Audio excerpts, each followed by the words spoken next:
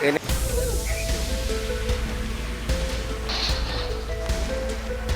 parkiran ya roboh persis depan SGM.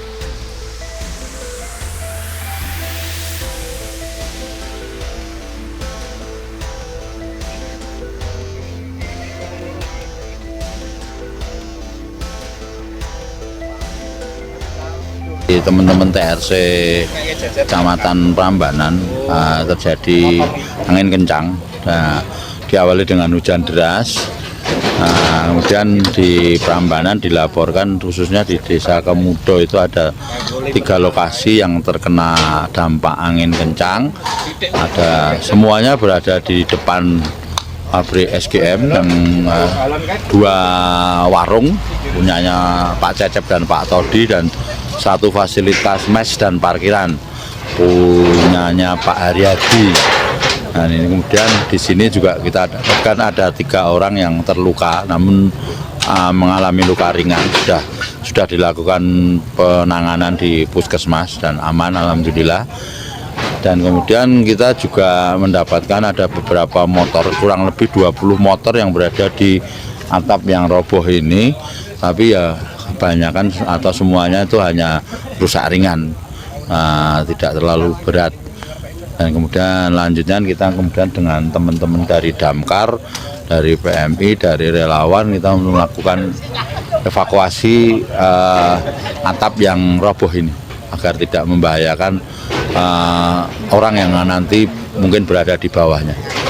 Selain di Prambanan, hari ini di Kabupaten Klaten juga terjadi dampak angin kencang di Desa Segaran, Kecamatan Delanggu. Ada 8 rumah terdampak.